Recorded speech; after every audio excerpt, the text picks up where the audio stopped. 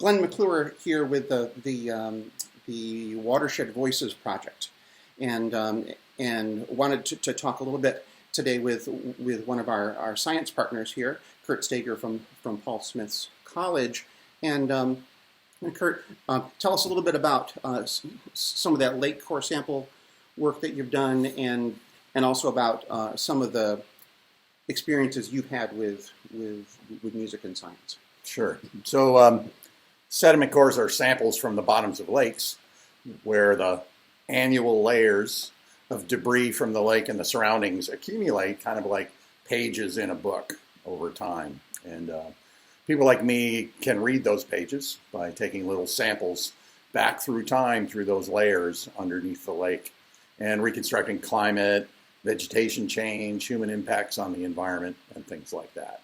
So it enables us basically to help tell the story of the lake by probing the memory banks of the lake. So people like me will take those data and graph them out.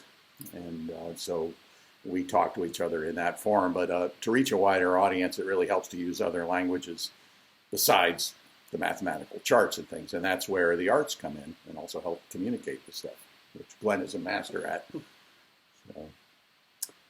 So I'm also a musician, so I really relate to what Glenn does.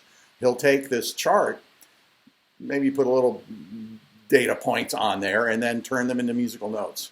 And sometimes the data will have a very clear-cut message. In the case of Wolf Lake, for example, it's a relatively pristine lake in the center of the Adirondack Mountains with no development around it or anything like that. And yet we still see changes in it that happened relatively recently. And so it just shows the general nature of environmental change around the world being affected by the human presence. So you can hear that in the music. There will be a change from the past into the present.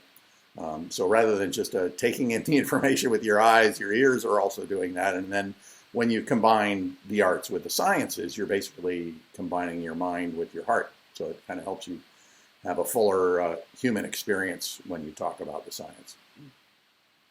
Great, thank you, Curt. That gives us a window into what the project is going to be looking at here in the next year or so with some new pieces of music coming out from Lake Champlain data. Sounds good. Thank you.